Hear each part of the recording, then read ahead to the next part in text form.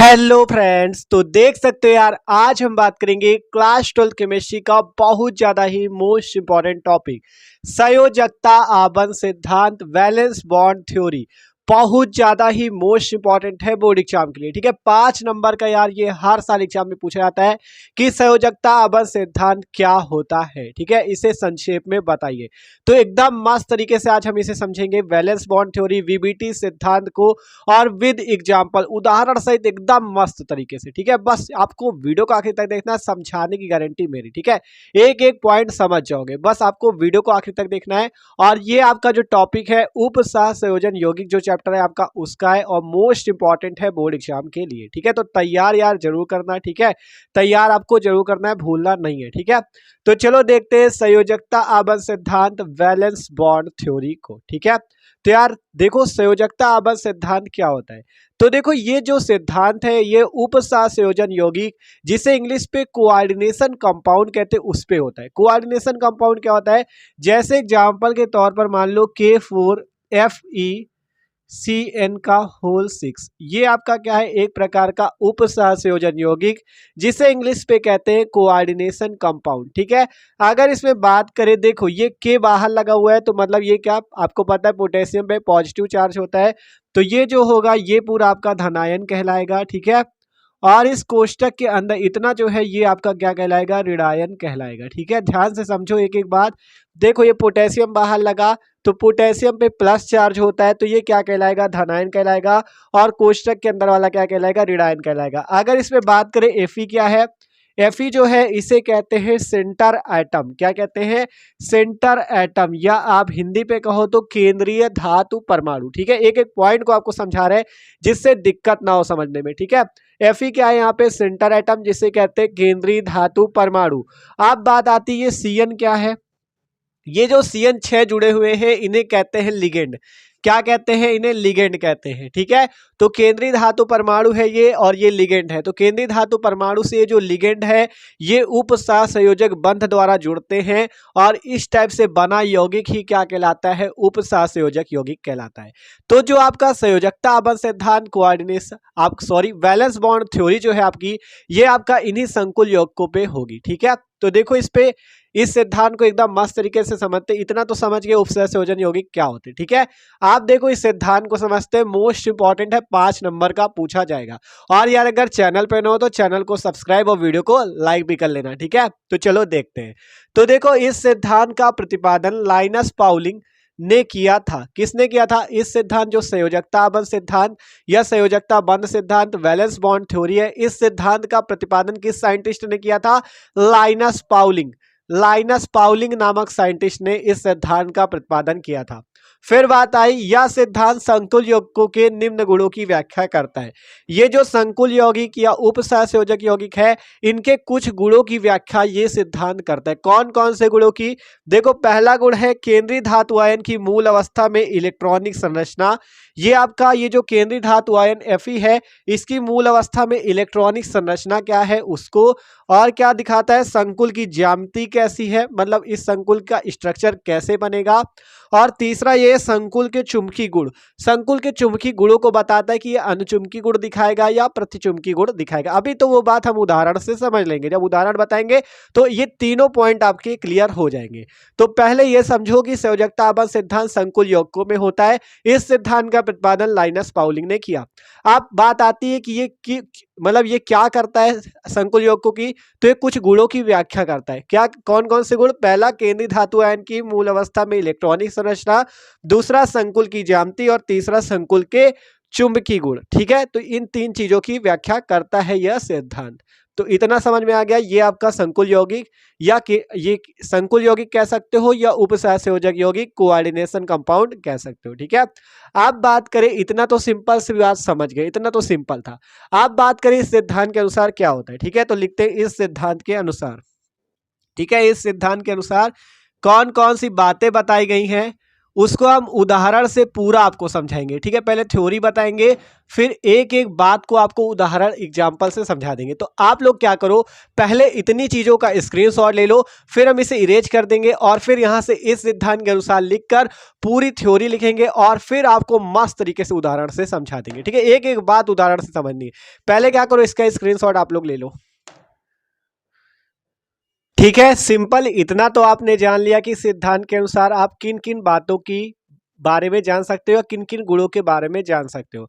आप बात करें इसको पूरा समझते एकदम आसानी से उदाहरण से। पहले देखो, ये थ्योरी जितनी लिखी है आपको इसको एक भी रटना नहीं है, पहले इसको पढ़ लेते हैं, फिर आपको उदाहरण से एक एक पॉइंट समझ में आ जाएगा। रटना कुछ नहीं है, ठीक है, एक एक पॉइंट समझोगे, बस देखते रहो। देखो, सबसे पहले इसे पढ़ लेते हैं, फिर उदाहरण की ओर आपको ले चलते हैं। तो देखो, हमने लिखा इस सिद्धांत के अनुसार, इस सिद्धांत, ये जो संयोजकता आबंध सिद्धांत है, इस सिद्धांत के अनुसार क्या होता है। तो देखो, हमने यहाँ पे लिख रखा है केंद्रीय धातु परमाणु या आयन के पास, केंद्रीय धातु परमाणु तो आप जान गए थे, जैसे एग्जांपल था K4FeCN6। ठीक है, क्या एग्जांपल था, K4FeCN6। तो इसमें हमने आपको बताया जो Cn है ये लिगेंड है और Fe क्या है, सेंटर एटम, जिसे हिंदी पे केंद्रीय धातु परमाणु कहते हैं। ठीक है, आपका Fe क्या है, सेंटर एटम, जिसे केंद्रीय धातु परमाणु कहते हैं, और Cn क्या है, लिगेंड है। ठीक है, तो यही चीज बात हुई थी।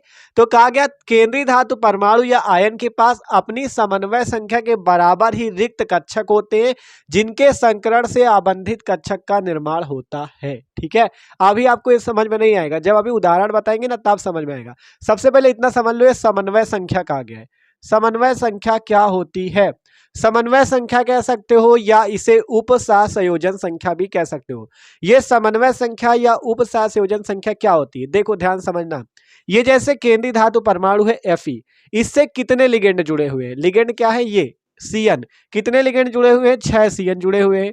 तो ये जो 6 लिगेंड जुड़े हुए हैं, यही इसकी क्या है, केंद्रीय धातु परमाणु की उपसहसंयोजन संख्या। ठीक है, एकदम सिंपल है यार। देखो, जैसे Fe केंद्रीय धातु परमाणु, Cn लिगेंड, तो इस Fe जो केंद्रीय धातु परमाणु, इससे कितने लिगेंड जुड़े हुए हैं, वही उसकी उपसहसंयोजन संख्या कहलाएगी। तो Fe से 6 लिगेंड जुड़े हुए, तो यह इसकी क्या कहलाएगी, उपसहसंयोजन संख्या या समन्वय संख्या कहलाएगी। ठीक है, तो सिंपल समझ गए।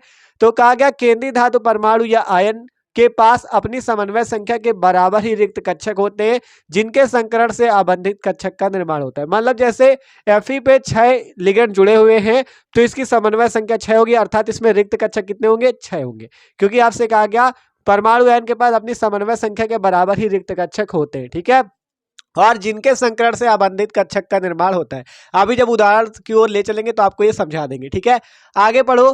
केंद्रीय धातु परमाणु के रिक्त संकरित कक्षक लिगेंड के रिक्त संकरित कक्षकों के साथ अतिव्यापन करते हैं और उपसहसंयोजक आबंध बनाते हैं, और इस प्रकार केंद्रीय धातु आयन संकरित कक्षक और लिगेंड के मध्य बंध बनने से बने संकुल अणु या आयन की एक निश्चित ज्यामिति होती है। ठीक है, अभी आपको एक कम समझ में आएगा, लेकिन पढ़ लो एक बार। ठीक है, क्या कहा गया, केंद्रीय धातु परमाणु या आयन के रिक्त संकरित कक्षक लिगेंड के रिक्त संकरित कक्षकों के साथ क्या करते हैं, अतिव्यापन करते हैं और उपसहसंयोजक आबंध बनाते हैं। इस प्रकार केंद्रीय धातु आयन संकरित कक्षक और लिगेंड के मध्य बनने से बने संकुल अणु या आयन की एक निश्चित ज्यामिति होती है। हमने आपको पहले ही बताया था कि इस सिद्धांत के अनुसार आप क्या क्या ज्ञात कर सकते हो, आप इस संकुल, ये जो उपसहसंयोजन होगी, इसकी ज्यामिति ज्ञात कर सकते हो, इसके गुणों को, चुंबकीय गुणों को ज्ञात कर सकते हो, और ये जो केंद्रीय धातु परमाणु, इसकी मूल अवस्था में इलेक्ट्रॉनिक संरचना भी ज्ञात कर सकते हो। ये 3 चीजें ज्ञात कर सकते हो ना। तो सिंपल यहाँ पे कहा गया ना, ज्यामिति एक निश्चित होती है, अगर संकरण पर ही निर्भर करेगा। अगर sp संकरण होगा तो रेखीय ज्यामिति होगी, sp3 संकरण होगा तो चतुष्फलकीय ज्यामिति होगी, d2sp3 संकरण होगा तो अष्टफलकीय ज्यामिति होगी। अभी ये केवल पढ़ो, अभी एक एक पॉइंट समझ में आएगा। आगे पढ़ो। यदि इन कक्षकों में अयुग्मित इलेक्ट्रॉन होते हैं तो वे अनुचुंबकीय गुण दर्शाते हैं, यदि नहीं है तो वो प्रतिचुंबकीय गुण दर्शाते हैं। देखो, आपसे यहाँ पे ज्यामिति की बात हुई, यहाँ पे चुंबकीय गुणों की बात हुई। ठीक है, कि यदि इन कक्षकों में अयुग्मित इलेक्ट्रॉन होते तो वो अनुचुंबकीय गुण दर्शाते, यदि नहीं होते तो वो प्रतिचुंबकीय गुण दर्शाते। तो तीनों पॉइंट आपने पढ़ लिए। अब इनको रटना तो है नहीं, इनको समझना है, तो उदाहरण से समझेंगे। एक बार क्या करो, आप लोग इसे नोट कर लो। अब हम आपको ले चलते उदाहरण की ओर। ठीक है, तो चलो अब आपको उदाहरण से वो सारे पॉइंट समझा देते, एकदम आसान लगेगा। बस आपको इस उदाहरण पे जो जो समझाएंगे वो समझ लेना, आपको पूरा पता चल जाएगा इसकी ज्यामिति क्या होगी, इसके चुंबकीय गुण क्या होंगे। ठीक है, तो एक बात आपको एकदम आसानी से समझनी इस उदाहरण की, जो जो बताएंगे। ठीक है, अब आपको हमने इतना तो समझा दिया था, ये जैसे एग्जाम्पल K4FeCN का होल 6 है, इसमें Fe क्या है, Fe है सेंटर एटम या केंद्रीय धातु परमाणु, और Cn क्या है, लिगेंड है। ठीक है, ये लिगेंड है। आप क्या करो, आपको इतना तो बताइए सेंटर एटम या केंद्रीय धातु परमाणु, और ये Cn आपका लिगेंड है। अब आपको इसके बारे में जानना है तो वो हम VBT सिद्धांत के अनुसार जानेंगे। देखो कैसे, आपको सबसे पहले क्या करनी है, ये जो केंद्रीय धातु परमाणु Fe है, इसकी ऑक्सीडेशन नंबर, जिसे हिंदी पे ऑक्सीकरण संख्या कहते हैं, वो निकाल लेनी है। यहां से लिखते Fe की ऑक्सीकरण संख्या, एकदम आसानी समझना। अगर आप 2-3 मिनट अच्छे समझ गए तो वो पॉइंट एक भी आपको रटने नहीं पड़ेंगे। ठीक है, सबसे पहले क्या करो, Fe की ऑक्सीकरण संख्या निकाल लो। Fe की ऑक्सीकरण संख्या कैसे निकालोगे, आपको दिया गया K4FeCN का होल 6। तो देखो, पोटेशियम की जो होती वो होती 1, और Cn की जो होती वो होती -1। ठीक है, पोटेशियम की ऑक्सीकरण संख्या +1 होती है और Cn की होती -1, और Fe की निकालना है तो इसे x मान लेंगे। देखो कैसे, सिंपल, के अर्थात 4 के हैं हमारे पास, तो पोटेशियम की होती 1, तो 1 और गुणे का चिन्ह लगाओ, कितने पोटेशियम 4, तो 4 लिख दो। पोटेशियम की 1 होती 4 पोटेशियम, तो 1 गुणे 4 कर दो। फिर क्या करो, आप कोष्टक लगाए प्लस लगा लो, सिंपल। फिर क्या करो, Fe की निकालना है हमें, तो इसे x मान लो। फिर क्या करो, फिर से प्लस लगाओ। अब देखो, पहले के की लिखा तो 1 गुणे 4, फिर दूसरा जब तत्व आ जाए तो प्लस लगा लो, फिर इसकी x मान लिया क्योंकि इसे निकालना है। और Cn की कितनी होती -1, तो प्लस लगाओ पहले, फिर Cn की होती -1, तो -1 लिखो, और कितने Cn है 6, तो 6 का गुणा कर दो। ध्यान से देखो क्या किया, सिंपल, 4 तो 1 गुणे 4 प्लस इसकी Fe को x मान लिया, Cn की होती -1, तो -1 × 6, और बराबर में लिख देंगे 0। ठीक है, बराबर में 0 लिख देना, इतना करना है बस, एकदम आसान। ठीक है, मतलब पोटेशियम की 1 थी तो 1 × 4 प्लस x, और प्लस लगाया, Cn की होती -1, तो -1 × 6 = 0। आप क्या करो, देखो यहाँ पे सिंपल 1 का गुणा करो 4 प्लस x, -1 का 6 से गुणा -6 = 0, तो 4 प्लस x -6 आया। आप क्या करो, यहाँ पे 4 को 6 से घटाओ, x -2 = 0, तो x = आ गया कितना, प्लस का 2। देख लो ध्यान से, ये -2 उधर चला जाएगा तो क्या आ जाएगा, प्लस का 2 ही तो आएगा। तो ये क्या निकला है, Fe की ऑक्सीकरण संख्या। ये तो हमने आपको निकालना बताया, तो सीख गए ना कैसे निकाला जाता है, तो हम इसे इरेज कर देते, केवल यहाँ पे +2 लिख देते। ठीक है, आपको निकालने का तरीका तो पता ही चल गया कैसे निकालना। इसी टाइप से आप किसी पे भी निकाल सकते हो, किसी भी यौगिक की, आप किसी भी उपसर्ग संयोजन यौगिक की निकाल सकते हो। तो इसकी कितनी आ गई, +2। ये इसकी आ गई coordination, sorry oxidation number, oxidation number, oops, oxidation number का मतलब होता है ऑक्सीकरण संख्या। ठीक है, ऑक्सीकरण संख्या, ऑक्सीडेशन नंबर, इसकी +2 आपने निकाल ली, इतना कर लिया। आप देखो ये जो Fe है, आप इस केंद्रीय धातु परमाणु Fe को इस टाइप से लिखो, और इसका क्या करो, इलेक्ट्रॉनिक विन्यास निकालो। इलेक्ट्रॉनिक विन्यास निकालना आता है ना, देखो Fe का परमाणु क्रमांक होता है 26, तो इसका इलेक्ट्रॉनिक विन्यास निकालो 1s2 2s2, देखो ब्लैक वाले से करें तो देखो यहाँ पे क्या आ जाएगा, 1s2 2s2 2p6 3s2 3p6 4s2 और 3d6। देख लो ध्यान से क्या आएगा इसका इलेक्ट्रॉनिक विन्यास, 26 परमाणु क्रमांक है, तो 1s2 2s2 2p6 3s2 3p6 4s2 3d6। ऐसा क्यों हुआ, देखो इलेक्ट्रॉन गिनो, 2 इलेक्ट्रॉन, 2 2 4 4 और 6 मिला के 10 10 2 मिला के 12 12 6 18 2 20 6 26 इलेक्ट्रॉन। ठीक है, 26 इलेक्ट्रॉन है, 26 परमाणु क्रमांक था, तो इसका इलेक्ट्रॉनिक विन्यास से निकला। तो इतना इलेक्ट्रॉनिक विन्यास निकला। अब बात करें, अगर हम इसके कक्षकों का अतिव्यापन देखें कैसे हो रहा है, तो यहाँ पे अगर 4s पे देखें तो 4s पे कितने होते हैं, 2 कक्षक होते हैं, s पे क्या होते हैं, 2 होते हैं इस टाइप से, और p पे होते हैं 3 और d पे होते 5। ये जो d है 3d वाला, इस d पे हो जाएंगे कितने, 5 कक्षक, 1 2 3 4 1 5। आप मान लो इसके आगे कोई आपका जाके देखो, यहाँ पे 3d6 थोड़ा दूर लिख दे। ठीक है, इतना आप समझ रहे ना, यहीं पे लिखा है 3d6 थोड़ा दूर लिख दे ऐसे। ये आपका 4s वाले का है 2 कक्षक, 3d वाले का है 3d6 का। ठीक है, आप मान लो यहाँ पे आगे कहीं जाके 4p आएगा जिसपे 0 इलेक्ट्रॉन होगा। अगर 4p पे 0 इलेक्ट्रॉन, तो वैसे भी उसका कोई मतलब नहीं, आप लिखो चाहे ना लिखो। ठीक है, मान लो 4p इसके आगे आएगा, तो p पे क्या होते हैं, 3 कक्षक होते इस टाइप से, 1 2 1 3। ठीक है, हमने क्या किया, सिंपल, क्या कहाँ तक आया था आपका 4s2 3d6 तक आया था, तो हमने कुछ नहीं किया, इस 3d6 को यहाँ लिख दिया है क्योंकि आपको समझ में है इसलिए लिख रहे हैं। ठीक है, कि 3d6 का मतलब यहाँ पे d के हमने 5 कक्षक बना रखे, ये 4s के 5 कक्षक बना रखे। और आगे मान लो यहाँ पे 4p आएगा जिस पर 0 इलेक्ट्रॉन है, क्योंकि 26 इलेक्ट्रॉन तो भरने, 27 तो भरोगे नहीं। 26 परमाणु क्रमांक था तो 2 2 4 6 10 12 6 18 20 6 26। ठीक है, 26 इलेक्ट्रॉन आपके भर गए। अब बात आती है, देखो यहाँ पे आपको इनको समझना है। देखो जैसे 4s की बात हो तो 4s पे कितने इलेक्ट्रॉन है? 2 इलेक्ट्रॉन। ठीक है, सॉरी यार, s पे 2 ऑर्बिटल कहाँ बना दिए, s पे 1 कक्षक होता है। ठीक है, s पे 1 होता है। ठीक है, सॉरी यार, s पे 1 होता है, p पे 3 होते हैं, d पे 5 होते हैं और f पे 7 होते हैं। ठीक है, s पे 1 ही कक्षक होता है, सॉरी उसके लिए गलती से हो गया था। ठीक है, अब s पे 2 इलेक्ट्रॉन भरने तो इस टाइप से 2 इलेक्ट्रॉन भर जाएंगे। ठीक है, देखो s पे 2 इलेक्ट्रॉन भरने तो 2 इलेक्ट्रॉन भर जाएंगे। अब बात आती है d पे 6 इलेक्ट्रॉन भरने, तो पहला इलेक्ट्रॉन ये आया, दूसरा इलेक्ट्रॉन ये आया, तीसरा इलेक्ट्रॉन ये आया, चौथा ये आया, पांचवा ये आया और छठवां इलेक्ट्रॉन ये आया। इलेक्ट्रॉन भरना तो आपको आता है ना, आपने 9th 10th पे सीखा हुआ है। ठीक है, तो 3d6 था तो d पे 6 इलेक्ट्रॉन भरने थे तो हमने 6 इलेक्ट्रॉन भर दिए। 4s पे 2 इलेक्ट्रॉन भरने थे, हमने 2 इलेक्ट्रॉन भर दिया। 4p तो एक भी इलेक्ट्रॉन ही नहीं है तो 0 ही तो रहेगा। ठीक है, ये कर लिया। इतना समझ में आया कैसे किया? एकदम आसान था। आप देखो हमने इसकी ऑक्सीकरण संख्या निकाली +2, तो यहां से आप क्या करते हैं, Fe2+ निकाल लेते हैं। ठीक है, Fe2+ का इलेक्ट्रॉनिक विन्यास निकाल लेते हैं, एकदम आसानी समझा रहे हैं। देखो Fe2+, ठीक है, 2+ का क्या मतलब होगा, 2 ऑक्सीडेशन नंबर है इसलिए 2+ लगा। और 2+ का मतलब क्या होगा, देखो किसी भी तत्व के ऊपर अगर प्लस लग जाता है, मान लो आपका जैसे Fe2+ लगा है तो इसका मतलब इसने क्या किया, 2 इलेक्ट्रॉनों का क्या कर दिया, त्याग कर दिया है। अगर 3+ लग जाए तो इसने 3 इलेक्ट्रॉनों का त्याग कर दिया है। ठीक है, ये आपको समझना है। 2+ लगे तो 2 इलेक्ट्रॉन उसको बाहर निकल गए या उसने त्याग दिए हैं। 3+ लगे तो 3 इलेक्ट्रॉन त्याग दिए हैं। तो सिंपल यहाँ पे क्या है, 2+ लगा मतलब इसने 2 इलेक्ट्रॉन निकाल दिए। तो 2 इलेक्ट्रॉन कहाँ से निकालेगा, सबसे बाहरी वाली कक्षा। सबसे बाहरी कक्षा कौन सी हो जाएगी, ये 4s। 4p है सबसे बाहरी, लेकिन p पे तो इलेक्ट्रॉन ही नहीं है, तो ये कहाँ से निकालेगा, पहले 4s से निकालेगा। ठीक है, तो 4s से यहाँ पर से आपके निकल जाएंगे। ठीक है, सिंपल। ये जो 2+ का मतलब इलेक्ट्रॉन बाहर निकालने, कितने निकालने, 2। तो 2 कहां से निकालोगे, सबसे बारीक अच्छा 4s से। देखो कैसे निकालेंगे, यहां से लिखते हैं 1s2 2s2 2p6 3s2 3p6। अब यहां पे क्या हो जाएगा, 4s0 और क्या हो जाएगा, 3d6 हो जाएगा यहाँ पे, और यहाँ पे क्या हो जाएगा, 4p0।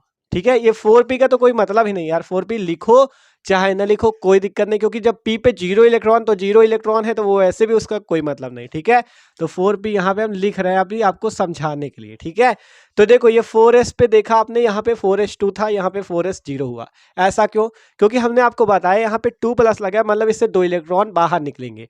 2 इलेक्ट्रॉन बाहर निकलेंगे तो कहाँ से निकलेंगे, सबसे बारीक कक्षा। सबसे बारीक कक्षा कौन सी कक्षा होगी, चौथी। पहली कक्षा, दूसरी कक्षा, तीसरी और फिर चौथी कक्षा से निकालोगे तो 2 इलेक्ट्रॉन निकालने थे, तो हमने ये दोनों निकाल दिए, बचा क्या, 4s0 बचा। आप देखो इसका भी आपको इसी टाइप से बना देते हैं। तो देखो 4s पे अब कितने इलेक्ट्रॉन हो गए, 0 इलेक्ट्रॉन हो गए। ठीक है, 4s पे 0 इलेक्ट्रॉन हो गए।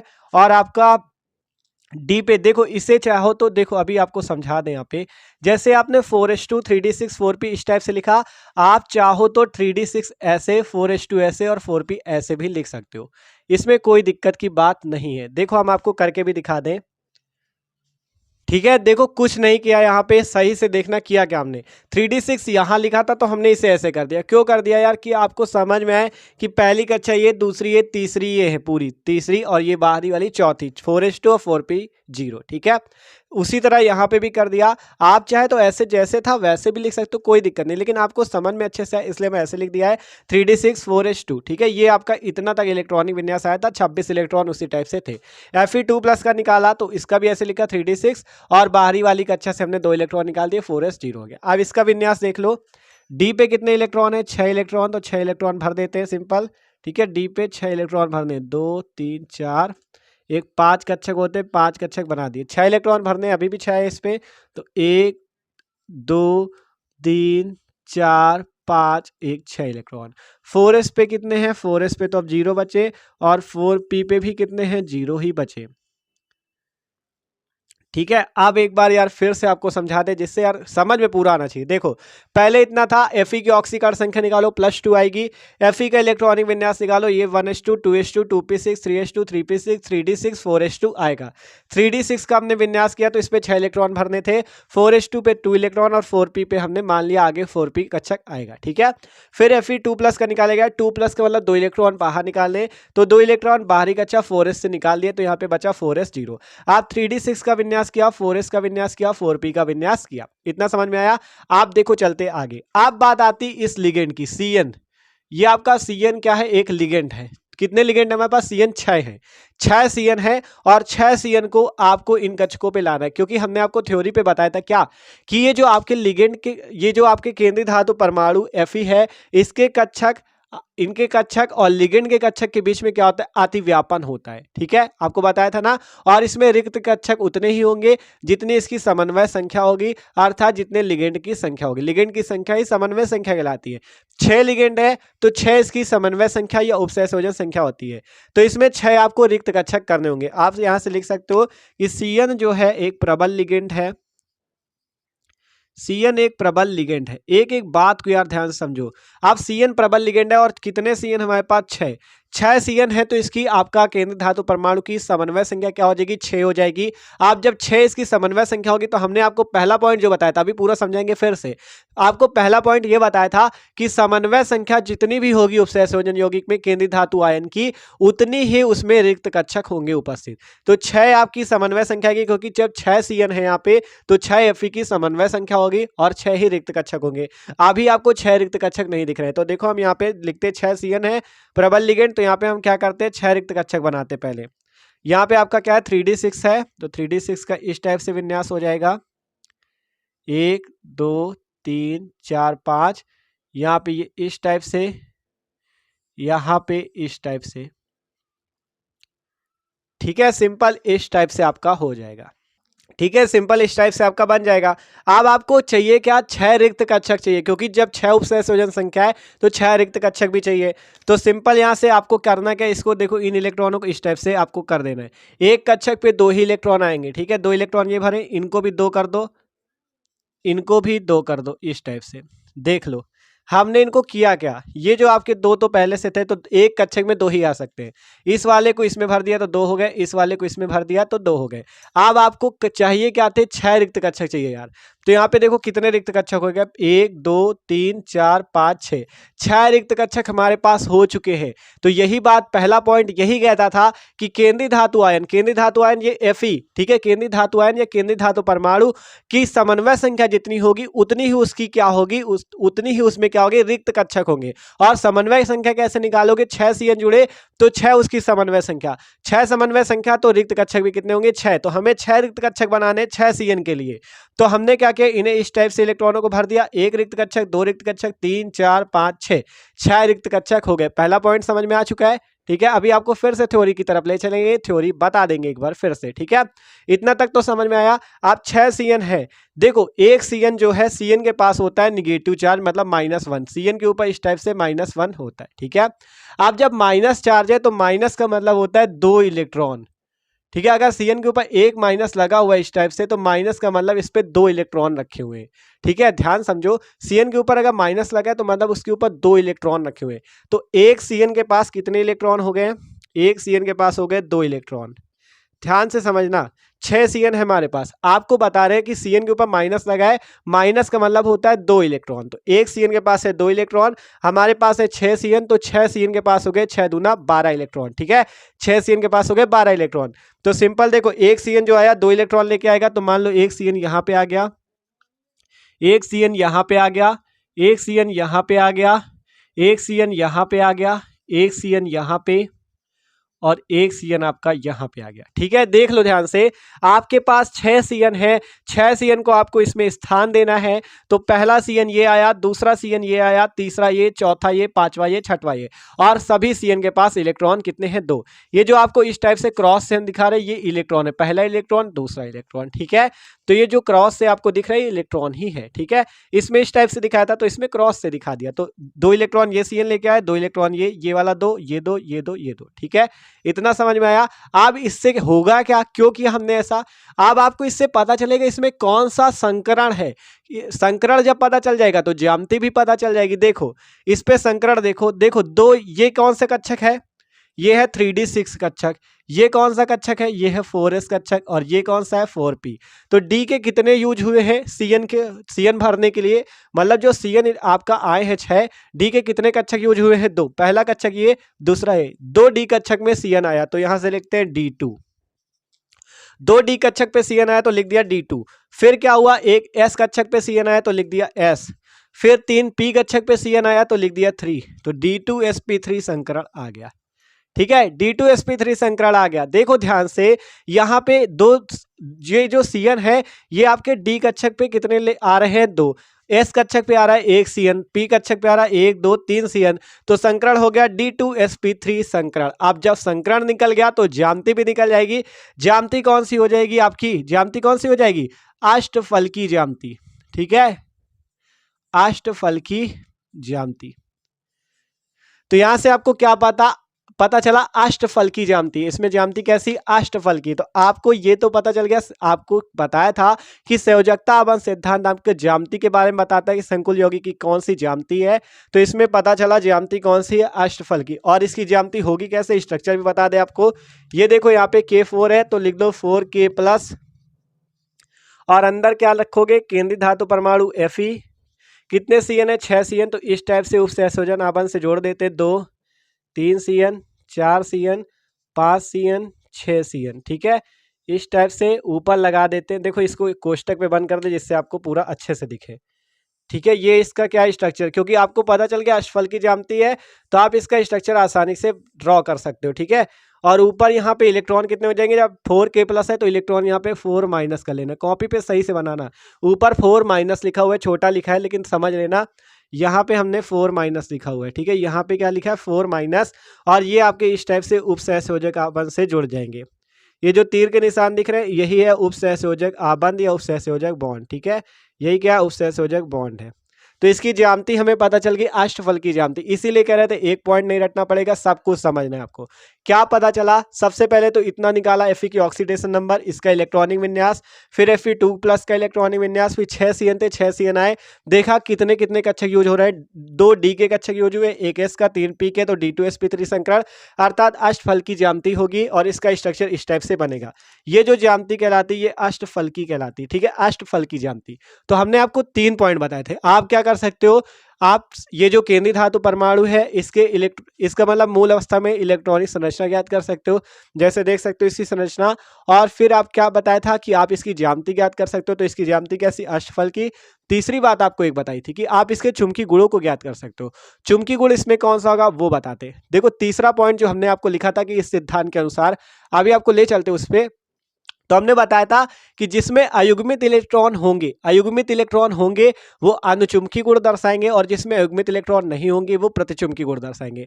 अनुचुंबकीय का मतलब समझा दे, देखो थोड़ा, ठीक है। अनुचुंबकीय का मतलब आपको समझा दे।